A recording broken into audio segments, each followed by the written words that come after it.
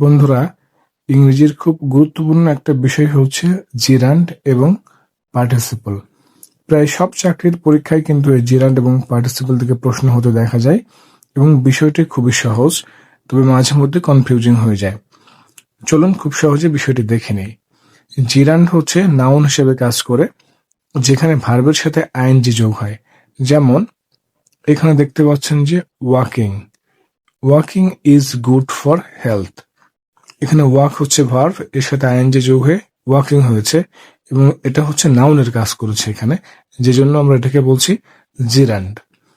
একইভাবে swimming is a good exercise.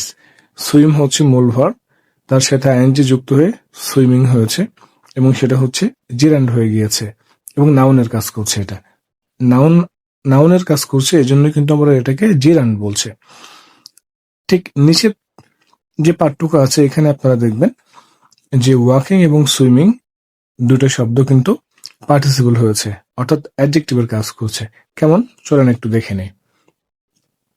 Verb plus আইএনজির সাথে ভার্বের সাথে আইএনজি যোগ হয়ে অ্যাডজেক্টিভ হবে।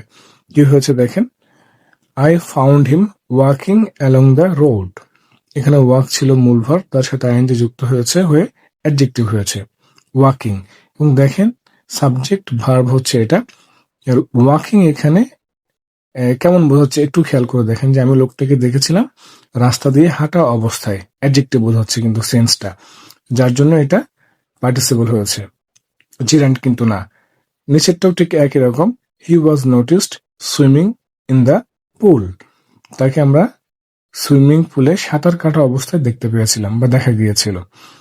সো জিরান্ড এবং পার্টিসিপলের যে মেইন ডিফারেন্স, সেটা কিন্তু আমরা বন্ধুরা খুব সহজে শিখে নিয়েছি। একটা নাউনের কাজ করবে আর একটা অ্যাডজেক্টিভের কাজ করবে, কিন্তু দুটাই কিন্তু সেম ওয়ার্ড হতে পারে।